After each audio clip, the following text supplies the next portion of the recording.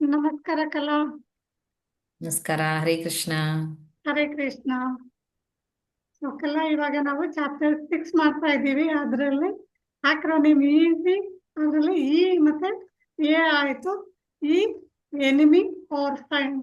ಮೈಂಡ್ನ ನಾವು ಎನಿಮಿ ಆದ್ರೂ ಮಾಡ್ಕೊಬೋದು, ಫ್ರೆಂಡ್ ಆದ್ರೂ ಮಾಡ್ಕೊಬೋದು. ಯಾಕೆ ನಾವು ಕಂಟ್ರೋಲ್ ಮಾಡ್ತೀವೋ ಅದು ಥರ.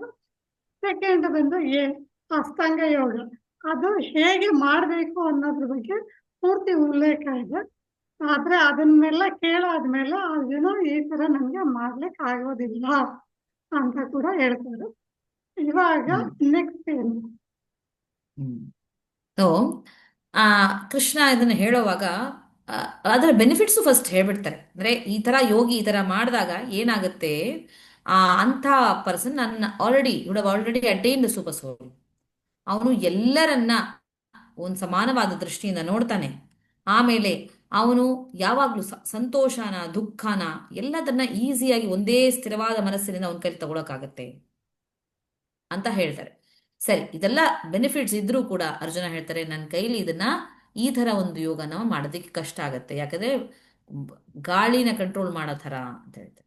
ಅದಕ್ಕೆ ಕೃಷ್ಣ ಹೇಳ್ತಾರೆ, ಹೌದು, ಆದ್ರೆ ಯಾವುದೇ ಒಂದು ವಿಷಯನ ಪ್ರಾಕ್ಟೀಸ್ ಮಾಡಿದ್ರೆ ಆಗತ್ತೆ. ಅದು ಒಂದು ವಿಷಯ ಕೃಷ್ಣ ತಿಳ್ಕೊ ಅರ್ಜುನ. ಯಾವ ಯಾವುದೇ ಒಂದು ಸಾಧಕ ಆಗಿರ್ಬೋದು, ಯಾವುದೇ ಒಂದು ಯೋಗ ಪ್ರಾಸೆಸ್ ಆಗಿರ್ಬೋದು, ಅವನು ಒಬ್ಬ ತನ್ನ ಮೈಂಡನ್ನು ಕಂಟ್ರೋಲ್ ಮಾಡಿಲ್ಲ ಅಂದ್ರೆ ಅಂತ ಪರ್ಸನ್ಗೆ ಯಾವುದೇ ಒಂದು ಮಾರ್ಗದಲ್ಲಿ ಅವನ ಕೈಲಿ ಮುಂದುವರಿಯಕ್ಕಾಗೋದಿಲ್ಲ. ಹಾಗೆ ಅವನಿಗೆ ಆದರೆ ಯಾರ ಮೈಂಡ್ ಕಂಟ್ರೋಲ್ ಮಾಡ್ಕೊಂಡಿರ್ತಾರೋ ಅಂಥವ್ರಿಗೆ ಆ ಸಕ್ಸಸ್ ಅನ್ನೋದು ಯಾವಾಗಲೂ ಒಂದ್ಸರಿ ಸಿಕ್ಕೇ ಸಿಗತ್ತೆ. ನೀವು ಧ್ಯಾನ ಯೋಗ ಮಾಡು, ಭಕ್ತಿ ಯೋಗ ಮಾಡು, ಕರ್ಮಯೋಗ ಮಾಡು, ಏನೇ ಒಂದು ಮಾಡು, ಮೈಂಡನ್ನ ಕಂಟ್ರೋಲ್ ಮಾಡ್ಕೊಳ್ಳೋದು ಅನ್ನೋದು ಇಂಪಾರ್ಟೆಂಟ್ ವಿಷಯ. ಅದನ್ನೇ ಸ್ಕಿಪ್ ಮಾಡಕ್ ಆಗೋದಿಲ್ಲ ಅನ್ನೋದನ್ನ ಕೃಷ್ಣ ಹೇಳ್ತಾರೆ.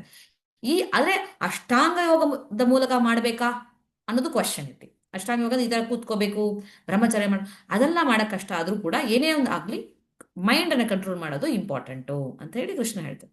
ಆವಾಗ ಅರ್ಜುನನಿಗೆ ಒಂದು ಡೌಟ್ ಬರುತ್ತೆ. ನಿಮಗೆ ಪ್ರೀವಿಯಸ್ ಆಗಿ ಇದೇ ಡೌಟ್ ಬಂದಿತ್ತು ವಸುಧಾ. ನಾನು ನಮಗೆ ಹೇಳಿದೆ ನೆಕ್ಸ್ಟ್ ಫ್ಯೂಚರಲ್ಲಿ ಬರುತ್ತೆ ವಸುಧಾ ಅಂತ. ನೀವು ಕೇಳಿದ್ರಿ, ಸರಿ ಈ ತರ ನಾವು ಶುರು ಮಾಡ್ತೀವಿ, ಏನೋ ಮಾಡ್ತೀವಿ, ಆದ್ರೆ ನಾವು ಫುಲ್ಲು ಮಾಡಕ್ಕಾಗಿಲ್ಲ. ಈ ತರ ನೀವು ಪ್ರತಿಯೊಂದು ಸ್ಟೆಪ್ಪಲ್ಲೂ ಕೃಷ್ಣನ ಭಗವಂತನಿಗೋಸ್ಕರ ಆ, ಕರ್ಮದ ಫಲವನ್ನು ಕೊಡಬೇಕು ಅದೆಲ್ಲ ಹೇಳ್ತೀರಾ, ಶುರು ಮಾಡ್ತೀವಿ, ಬಟ್ ನಾವು ಫುಲ್ಲು ಮಾಡಕ್ಕಾಗಲ್ಲ. ಅವಾಗ ಏನಾಗುತ್ತೆ ನಮ್ಮ ಒಂದು ಸ್ಥಿತಿ ಅಂತ. ಅದೇ ತರ ಅರ್ಜುನ ಕೇಳ್ತಾರೆ ಇಲ್ಲಿ. ಸರಿ, ಒಬ್ಬ ಸಾಧಕ ಶುರು ಮಾಡ್ತಾನೆ, ಬ್ರಹ್ಮಚರ್ಯ ಮಾಡ್ಕೊಂಡು ಇದೆಲ್ಲ ಮಾಡ್ಕೊಂಡು ಶುರು ಮಾಡ್ಕೋತಾನೆ, ಬಟ್ ಏನೋ ಒಂದು ಕಾರಣಗಳಿಂದ ತನ್ನ ಕೈಲಿ ತನ್ನ ಮನಸ್ಸನ್ನ ಕಂಟ್ರೋಲ್ ಮಾಡಕ್ಕಾಗಲ್ಲ, ಅಥವಾ ಆ ಪ್ರಾಸೆಸ್ ಅನ್ನ ಕಂಟ್ರೋಲ್ ಮಾಡಕ್ಕಾಗಲ್ಲ ಅನ್ನೋವಾಗ ಅವನ ಸ್ಥಿತಿ ಏನಾಗತ್ತೆ? ಅವನು ಒಂದು ಕಡೆ ಲೋಕದಲ್ಲಿರೋ ಸುಖ ಸಂತೋಷ ಎಲ್ಲ ಬಿಟ್ಟು ಬಂದಿರ್ತಾನೆ, ಅದು ಅದು ಭೋಗಿಸಿರಲ್ಲ ಅವನು. ಈ ಕಡೆ ಇದನ್ನ ನಾನು ಸಕ್ಸಸ್ಫುಲ್ ಆಗಿ ಮೈಂಡನ್ನ ಕಂಟ್ರೋಲ್ ಮಾಡಿಕೊಂಡು ಮೋಕ್ಷನು ಪಡೆದಿರಲ್ಲ. ಅಂಥವನು ಏನ್ ಮಾಡ್ತಾನೆ, ಏನಾಗತ್ತೆ ಅವನ ಕತೆ?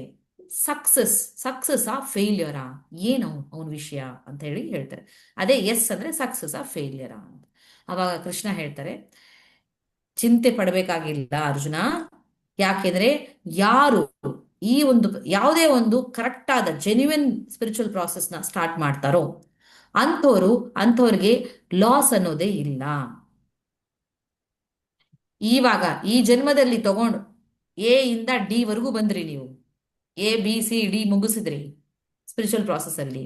ಆದ್ರೆ ಡಿ ಆದ್ಮೇಲೆ ಮಾಡಕ್ ಆಗ್ಲಿಲ್ಲ, ಏನೋ ಒಂದು ವಿಷಯದ ಮತ್ತೆ ನೀವು ಆ ಜಗತ್ತಿನ ಎಲ್ಲ ವಿಷಯಗಳಲ್ಲಿ ತೊಡಗಿಸ್ಕೊಂಡ್ಬಿಟ್ರಿ ನಿಮ್ಮನ್ನ ನೀವೇ. ತೊಂದರೆ ಇಲ್ಲ. ಮತ್ತೆ ನೆಕ್ಸ್ಟ್ ಜನ್ಮನೋ ಇದೇ ಜನ್ಮದಲ್ಲಿ ಇನ್ನೊಂದು ಆಪರ್ಚುನಿಟಿನೋ ಮತ್ತೆ ನೀವು ಇ ಇಂದ ಶುರು ಮಾಡ್ತೀರಾ. EFGH ಅಂತ ಹೋಗ್ತೀರಾ. ಹಾಗೆ ನೀವು ಈ ಜನ್ಮ ಬಿಟ್ಟರು ನೆಕ್ಸ್ಟ್ ಜನ್ಮದಲ್ಲಿ ಅಟ್ಲೀಸ್ಟ್ EFG ಅಂತ ಹೋಗ್ತೀರಾ. ಅಲ್ಲಿ ಒಂದು ಜಿ ತನಕ ಮುಗಿಸಿದ್ರಿ ಅಂದ್ರೆ ನೆಕ್ಸ್ಟ್ ಜನ್ಮದಲ್ಲಿ HIJ ಅಂತ ಹೋಗ್ತೀರಾ. ಎಲ್ಲಿ ಬಿಡ್ತಿರೋ ಅಲ್ಲಿಂದ ಹೋಗ್ತಾನೆ. ಆ ಯಾವುದೇ ಒಬ್ಬ ಮನುಷ್ಯ ಒಳ್ಳೇದನ್ನ ಮಾಡಿದ್ರೆ ಅವನಿಗೆ ಯಾವತ್ತೂ ಲಾಸ್ ಇರೋದಿಲ್ಲ ಅರ್ಜುನ, ಅದನ್ನ ತಿಳ್ಕೋ. ಒಳ್ಳೆ ವಿಷಯನ ಮಾಡಿದ್ರೆ ಅದು ಯಾವತ್ತೂ ಲಾಸ್ ಹೋಗೋದಿಲ್ಲ ಅಂತ ಹೇಳಿ ಹ್ಮ್ ಆಶ್ವಾಸನೆ ಕೊಡ್ತಾನೆ ಕೃಷ್ಣ. ಓಕೆ, ಈ ಡೌಟ್ ಅನ್ನ ನಿನ್ ಕಡೆಯಿಂದ ತೆಗೆದುಹಾಕ್ಬಿಡು. ಈ ಡೌಟ್ ಅನ್ನು ತೆಗೆದಾಕ್ಬಿಟ್ಟು ನೀನೇ ಈ ಒಂದು ಯೋಗದ ಪ್ರಾಸೆಸ್ ಅಲ್ಲಿ ತೊಡಗಿಸ್ಕೋ. ನೀನ್ ಸಕ್ಸಸ್ಫುಲ್ ಆಗ್ತೀಯೋ ಫೇಲ್ಯೂರ್ ಆಗ್ತೀಯೋ ಇವಾಗ ಸದ್ಯಕ್ಕೆ ತೊಂದರೆ ಇಲ್ಲ ನಿನಗೆ, ಯಾಕಂದ್ರೆ ನೀನ್ ಕಂಟಿನ್ಯೂ ಹೇಗೂ ಮಾಡೇ ಮಾಡ್ತೀಯಾ. ಯಾವ ಒಳ್ಳೇದು ಮಾಡ್ತಾರೋ ಅಂಥ ಆ ಒಳ್ಳೇದನ್ನ ಯಾವತ್ತೂ ಒಂದು ಕೆಟ್ಟದು ಓವರ್ಕಮ್ ಮಾಡೋಕ್ಕಾಗೋದಿಲ್ಲ. Evil can never overcome good, my dear friend Arjuna ಅಂತ ಹೇಳಿ ಕೃಷ್ಣ ಕ್ಲಿಯರ್ ಆಗಿ ಹೇಳ್ತಾರೆ. ಆಮೇಲೆ ಯಾರು ಏನಾಗುತ್ತೆ ಹಾ ಹೇಳಿ. ಯಾರು ಕೆಟ್ಟ ಕೆಲಸಗಳು ಮಾಡ್ಕೊಂಡು ಹೋಗ್ತಾರೆ, ಸೊ ಎ ಹ್ಮ್ ಟು ಡಿ ಕೆಟ್ಟ ಕೆಲಸ ಮಾಡಿದ್ರೆ ಅವರು ಮುಂದಿನ ಜನ್ಮದಲ್ಲಿ ಇಯಿಂದ ಮಾಡ್ಕೊಂಡು ಹೋಗ್ತಾರೆ. ಆ ಇದೂನು ಕೃಷ್ಣ ಆ ಕೃಷ್ಣ ಮತ್ತೆ ಶಿಶುಪಾಲನ ಒಂದು ವಿಷಯದಲ್ಲಿ ಕೃಷ್ಣ ಈ ವಿಷಯನ ಹೇಳ್ತಾರೆ. ಶಿಶುಪಾಲನಿಗೆ ಒಂದು ವರ ಸಿಕ್ಕಿರುತ್ತೆ. ಏನು ಸಿಕ್ಕಿರುತ್ತೆ? ಆ 100 ತಪ್ಪುಗಳನ್ನ ಕ್ಷಮಿಸ್ತಾನೆ ಕೃಷ್ಣ ಅಂತ ಹೇಳಿ ಅಲ್ವಾ. ಸೊ ಫಸ್ಟ್ ತಪ್ಪು ಮಾಡ್ತಾನೆ. ಸೊ ಒಬ್ಬ ಮನುಷ್ಯ ತಪ್ಪು ಮಾಡ್ತಾ ಇದ್ದಾಗ ಏನಾಗುತ್ತೆ, ನೆಕ್ಸ್ಟ್ ಇನ್ನೊಂದು ತಪ್ಪು ಮಾಡ್ತಾನೆ, ನೆಕ್ಸ್ಟ್ ಇನ್ನೊಂದು ತಪ್ಪು ಮಾಡ್ತಾನೆ, ನೆಕ್ಸ್ಟ್ ಇನ್ನೊಂದು ತಪ್ಪು ಏನಾಗುತ್ತೆ, ಕೊನೆಗೆ ಅವನಿಗೆ ಆ ತಪ್ಪಿನ ಲೆಕ್ಕ ಕೂಡ ಮರೆತು ಕೂಡ ಹೋಗುತ್ತೆ. ಸೊ ಆ ತಪ್ಪುಗಳನ್ನ ಮಾಡ್ತಾ ಇದ್ರೆ ಆ ತಪ್ಪು ಮಾಡ್ತಾ ಇದ್ದೀವಿ ಅನ್ನೋ ಸೆನ್ಸೇಷನ್ ಕೂಡ ಹೊಟ್ಟೋಗುತ್ತಲ್ವಾ. ಸೊ ಇನ್ನು ಜಾಸ್ತಿ ಜಾಸ್ತಿ ಜಾಸ್ತಿ ಜಾಸ್ತಿ ತಪ್ಪುಗಳನ್ನ ಮಾಡ್ತಾ ಹೋಗ್ತಾರೆ. ಸೊ ತಪ್ಪು ಫಸ್ಟ್ ಟೈಮ್ ಮಾಡಿದಾಗಲೇ ಯಾಕೆ ಅವ್ರನ್ನ ಶಿಕ್ಷಿಸಬೇಕು ಅಂದ್ರೆ, ಅದು ಶಿಶುಪಾಲನ ಕಥೆಯಲ್ಲಿ ಕೃಷ್ಣ ಕ್ಲಿಯರ್ ಆಗಿ ಹೇಳ್ತಾರೆ. ಫಸ್ಟ್ ಮಿಸ್ಟೇಕ್ ಅಲ್ಲೇ ಅವನ್ನ ನಿಲ್ಲಿಸಿದ್ರೆ ಅವನಿಗೆ ಲೆಕ್ಕ ಇಲ್ಲೇ ಹೊಟ್ಟೋಗ್ತಾ ಇರಲಿಲ್ಲ. ಒಬ್ಬ ಮನುಷ್ಯ ಹೇಗೆ ತಪ್ಪುಗಳನ್ನ ಕಂಟಿನ್ಯೂ ಮಾಡಿದೆ, ನಾನು ತಪ್ಪು ಮಾಡ್ಬೋದು ಮಾಡ್ತಾ ಇರ್ತಾನೋ ಅವನ ಗತಿ ಏನಾಗುತ್ತೆ ಅನ್ನೋದು ಶಿಶುಪಾಲನ ಕಥೆಯಿಂದ ಹೇಳ್ತಾರೆ. ಅವನನ್ನ ಕೃಷ್ಣ ಸಂಹಾರ ಮಾಡೋದು ಒಂದು ಕಡೆ ಇರಲಿ, ಅದಿದ್ರೂ ಕೂಡ ಅವನಿಗೆ ತನ್ನ ತಪ್ಪುಗಳ ಅರಿವು ಆ ಲೆಕ್ಕ ಕೂಡ ಹೊಟ್ಟೋಗುತ್ತೆ ಅನ್ನೋದು ಪಾಯಿಂಟ್. ಅದನ್ನ ನಾವು ತಿಳ್ಕೋಬೇಕು. ಒಂದು ತಪ್ಪು ಮಾಡಿದ್ವಾ ಅದನ್ನ ಅಲ್ಲೇ ನಾವೇ ನಿಲ್ಲಿಸ್ಕೋಬೇಕು, ಇಲ್ಲ ಅಂದ್ರೆ ನಮಗೆ ಅದು ಅರಿವು ಕೂಡ ಆಗೋದಿಲ್ಲ. ಸೊ ಈ ಒಳ್ಳೇದನ್ನ ಮಾಡ್ತಾ ಇದ್ರೆ ಹೇಗೆ ಏನಾಗುತ್ತೆ, ಆ ಪರ್ಸನ್ ಓಕೆ ಸಾಧಕ ಶುರು ಮಾಡ್ದ, ಅದು ಅವನಿಗೆ ಮೃತ್ಯು ಬಂದ್ಬಿಡುತ್ತೆ, ಸತ್ತು ಹೋಗ್ತಾನೆ ಆಯ್ತಾ.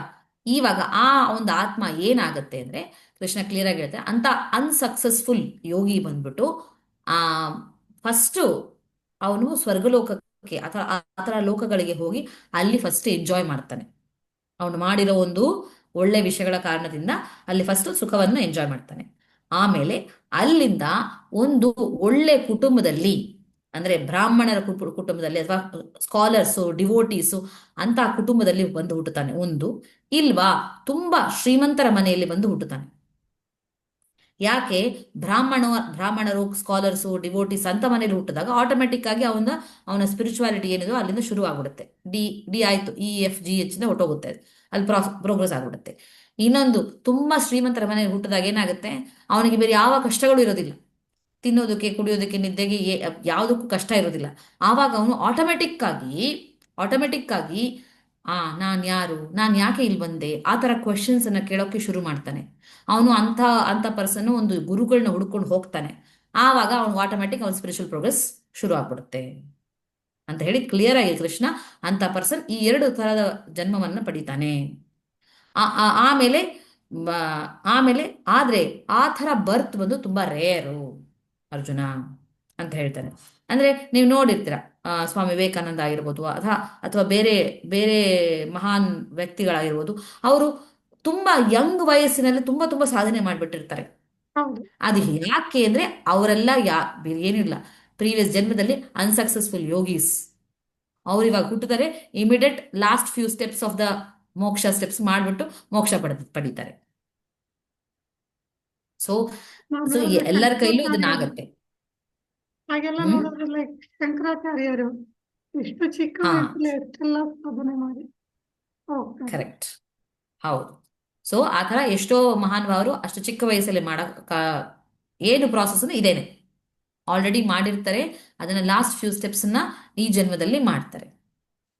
ಹಾಗೆ ಇನ್ನೊಂದು ಕ್ಯಾಟಗರಿ ಆಫ್ ಪೀಪಲ್ ಇದ್ದಾರೆ, ಯಾರು ಅವರು ಆಲ್ರೆಡಿ ಮುಕ್ತರು, ಹ್ಮ್ ಆದ್ರೆ ನಮಗೆ ಹೇಳ್ಕೊಡೋದಕ್ಕೋಸ್ಕರ ಬರ್ತಾರೆ.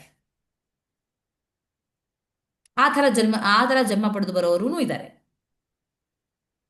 ಪ್ರೋಗ್ರೆಸ್ ಆಗಿ ಬಂದು ಪ್ರೀವಿಯಸ್ ಜನ್ಮದಿಂದ ನೆಕ್ಸ್ಟ್ ಈ ಜನ್ಮದಲ್ಲಿ ಕ್ವಿಕ್ ಆಗಿ ಮಾಡೋರು ಇದ್ದಾರೆ. ಸೊ ಇದು ಹೀಗೆ ಪ್ರಾಸೆಸ್ಸು ಅಂತ ಹೇಳಿ ಕೃಷ್ಣ ಸಕ್ಸಸ್ ಅಥವಾ ಫೇಲಿಯರ್ ಆಫ್ ಅ ಯೋಗಿ ಏನಾಗತ್ತೆ ಅಂತ ಹೇಳಿ ಹೇಳ್ತಾರೆ. ಫೈನಲಿ ಕನ್ಕ್ಲೂಷನ್ ಏನಂದ್ರೆ ಏನು ಫೇಲಿಯರ್ ಇಲ್ಲ ಈ ಪ್ರಾಸೆಸ್ ಅಲ್ಲಿ ಅಂತ. ಸೊ ಅದಕ್ಕೆ ನಾವು ಏನು ಯೋಚನೆ ಮಾಡಬೇಕಾಗಿಲ್ಲ. ಇಷ್ಟು ಮಾಡೋಕ್ಕಾಗುತ್ತಾ ನಮ್ಮ ಕೈಲಿ, ಅಷ್ಟು ಮಾಡೋಕ್ಕಾಗುತ್ತಾ, ಏನು ಯೋಚನೆ ಮಾಡದೆ ನಮ್ಮ ಕೈಲಿ ಎಷ್ಟಾಗುತ್ತೋ ಅಷ್ಟು ಮಾಡ್ತಾ ಹೋದರೆ ನೆಕ್ಸ್ಟ್ ಸ್ಟೆಪ್ಪಲ್ಲಿ ನೆಕ್ಸ್ಟ್ ಜನ್ಮದಲ್ಲಿ ಮಾಡ್ತಾ ಹೋಗ್ಬೋದು, ತೊಂದರೆನೇ ಇಲ್ಲ. ಸೊ ಇದರಲ್ಲಿ ಇಂಪಾರ್ಟೆಂಟ್ ಶ್ಲೋಕ ನಂಬರ್ 40. ಅದರಲ್ಲಿ ಭಗವಂತ ಕೃಷ್ಣ ಹೇಳ್ತಾನೆ, ಪಾರ್ಥ, ಆ, ಯಾರು ಈ ಒಂದು ಏನು ಮಂಗಳಕರವಾದ ಈ ಒಂದು ಸಾಧನೆ, ಯೋಗ ಅವಗಳನ್ನ ಮಾಡ್ತಾ ಹೋಗ್ತಾರೋ ಅಂಥವ್ರು ಯಾವತ್ತೂ ನಾಶ ಆಗೋದಿಲ್ಲ. ಅವರ ಒಂದು ಪ್ರಯತ್ನ, ಅವರ ಒಂದು ಆಕ್ಟಿವಿಟೀಸು ಈ ಲೋಕದಲ್ಲೂ ಅಷ್ಟೇನೆ, ಆಧ್ಯಾತ್ಮಿಕ ಲೋಕದಲ್ಲೂ ಅಷ್ಟೇನೆ, ಮರ್ತ್ಯ ಲೋಕದಲ್ಲೂ ಆಧ್ಯಾತ್ಮಿಕ ಲೋಕದ ಎರಡಲ್ಲೂ ನಷ್ಟ ಆಗೋದಿಲ್ಲ. ಯಾಕೆಂದ್ರೆ ಯಾರು ಒಳ್ಳೇದು ಮಾಡ್ತಾರೋ ಅವರ ಒಳ್ಳೆತನ ಬಂದು ಕೆಟ್ಟತನವನ್ನ ಯಾವಾಗ್ಲೂ ಗೆಲ್ಲತ್ತೆ ಅಂತ ಹೇಳಿ. ಓಕೆ.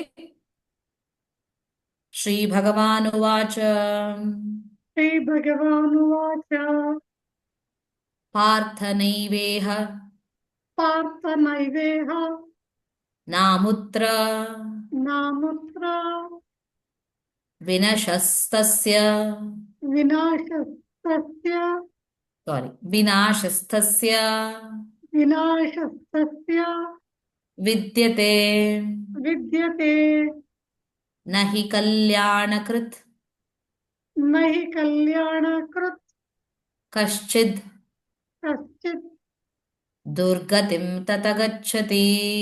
ದುರ್ಗತಿಂ ತತ ಗಚ್ಚತಿ. ಶ್ರೀ ಭಗವಾನುವಾಚ ಶ್ರೀ ಭಗವಾನುವಾಚ ಪಾರ್ಥನೈವೇಹ ನಾಮುತ್ರ ಪಾರ್ಥನೈವೇಹ ನಾಮುತ್ರ ವಿನಾಶಸ್ಥಸ್ಯ ವಿದ್ಯತೆ ವಿನಾಶಸ್ತಸ್ಯ ವಿದ್ಯತೆ ನ ಹಿ ಕಲ್ಯಾಣಕೃತ್ ಕಶ್ಚಿದ್ ನ ಹಿ ಕಲ್ಯಾಣಕೃತ್ ಕಶ್ಚಿತ್ ದುರ್ಗತಿಂ ತತ ಗಚ್ಚತಿ. ದುರ್ಗತಿಂ ತತ ಗಚ್ಚತಿ. ಅಂಥ ಒಂದು ಪರ್ಸನ್ಗೆ ದುರ್ಗತಿ ಅನ್ನೋದು ಇಲ್ಲವೇ ಇಲ್ಲ ಅಂತ ಹೇಳಿ ಕೃಷ್ಣ ಹೇಳ್ತಾರೆ. ನೆಕ್ಸ್ಟ್ ವಿಡಿಯೋದಲ್ಲಿ ನಾವು last part of the short form easy why ಅನ್ನೋದನ್ನ ನೋಡೋಣ ಆಫ್ ಚಾಪ್ಟರ್ 6. ಹರೇ ಕೃಷ್ಣ. ಹರೇ ಕೃಷ್ಣ.